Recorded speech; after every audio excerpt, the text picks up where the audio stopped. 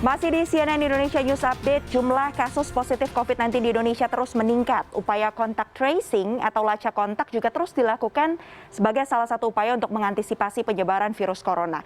Mungkin beberapa dari Anda sering mendengar kabar ya, ketika seseorang baru saja bertemu dan ngobrol dengan kita, kemudian diinformasikan bahwa orang tersebut terkonfirmasi positif COVID-19. Pertanyaan selanjutnya yang muncul adalah apakah kita termasuk dalam kategori kontak erat, dan jika iya, kapan sebaiknya tes dilakukan? Dan kita akan bahas bersama sore ini dalam segmen Update Fakta.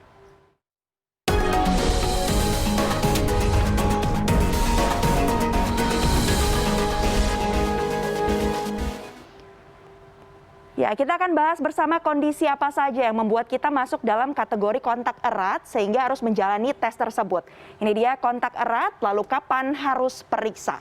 Ini adalah data-data dari Kementerian Kesehatan yang telah dihimpun oleh tim Litbang CNN Indonesia.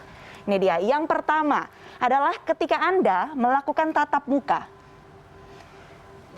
dan interaksi dalam radius sekitar 1 meter selama 15 menit. 15 menit. Bahkan kalau menurut dari CDC, jarak yang dihitung itu adalah sekitar 1,8 meter dan durasi kumulatifnya 15 menit dalam 24 jam. Artinya apa? Jika Anda bertemu dengan seseorang 3 kali, masing-masingnya 5 menit. Nah, itu berarti masuk dalam kategori kontak erat karena 15 menit dalam 24 jam, ya 24 jam tersebut. Dan interaksi ini lagi-lagi yang dilakukan dengan seseorang yang telah terkonfirmasi positif COVID-19, baik melalui swab PCR atau bisa juga kasus probable. Artinya adalah seseorang yang sudah menunjukkan gejala-gejala klinis nih, terinfeksi COVID-19, disertai dengan ispa berat, gangguan nafas, tapi memang belum dites karena masih menunggu mungkin hasilnya. Nah, itu masuk dalam kategori interaksi Anda dengan orang tersebut. Dan yang kedua, kondisi kedua adalah ketika Anda melakukan sentuhan fisik. Sentuhan fisiknya bisa begini, bisa berupa salaman, tiba-tiba ada virus-virusnya tuh kan di situ. Kemudian juga atau mungkin Anda berpegangan tangan, menyentuh satu barang yang sama. Nah, ini juga bisa masuk kategori kontak erat jika itu dilakukan antara Anda dan seseorang yang terkonfirmasi positif atau probable tanpa menggunakan APD standar ya. Selain itu, bahkan CDC juga mencatatkan bahwa jika Anda menggunakan alat makan dan minum dengan kasus positif COVID-19 itu juga masuk kategori kontak erat ya. Yang selanjutnya ini juga sering terjadi apalagi kalau di kasus-kasus klaster keluarga ya, mau tidak mau misalnya kita harus merawat anggota keluarga kita yang positif COVID-19 hingga akhirnya tidak menggunakan APD, tanpa APD. Itu membuat Anda masuk dalam kategori kontak erat. Itulah kenapa penggunaan APD, masker dan sejenisnya itu harus selalu kita lengkapi ya. Selanjutnya, ini adalah situasi lain berdasarkan penilaian epidemiolog setempat. Seperti apa kondisinya? Kondisinya ini adalah misalnya lingkungan perumahan Anda ada di kawasan zona merah. Interaksinya pernah dilakukan satu sama lain gitu kan. Masih ada aktivitas misalnya belanja ke warung dan lain-lain. Nah, itu bisa masuk kategori bahwa Anda termasuk kontak erat. Selain itu juga adalah situasi lain yang berisiko. Seperti apa? Misalnya kayak gini nih. Ada satu orang yang ternyata positif COVID-19, bisa di zoom nih ya. Tapi dia tidak mengenakan masker, sementara rekan lainnya juga tidak mengenakan masker. Berada dalam satu ruangan yang sama, ruangan kantor, moda transportasi yang sama. Nah, ini bisa masuk kategori kontak erat. Untuk itu, penggunaan protokol kesehatan, masker, jaga jarak harus dilakukan. Selain itu, dalam ruangan tertutup juga harus perhatikan VDJ.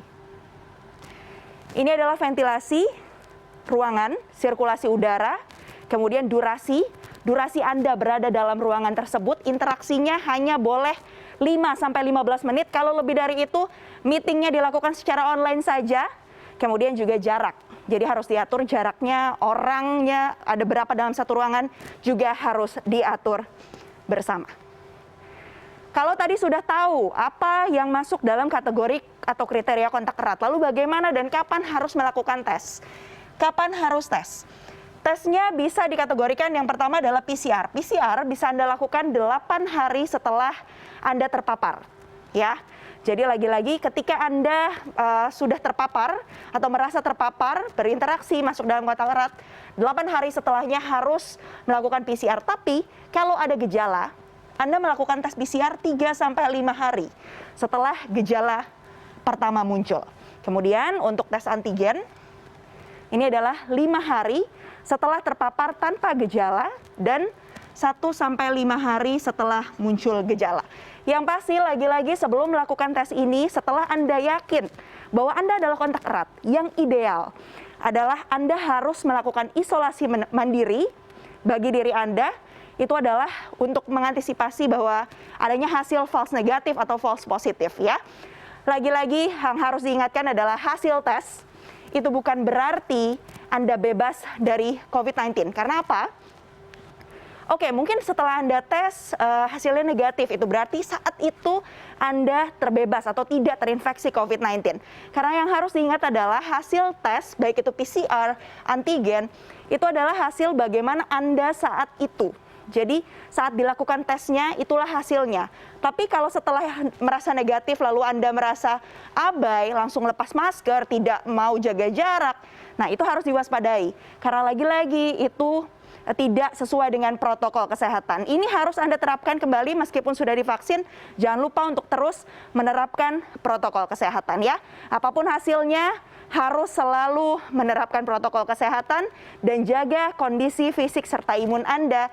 Dan itu adalah bukti Anda untuk bisa sama-sama saling jaga dengan sesama. Bukti Anda menunjukkan rasa sayang kepada keluarga.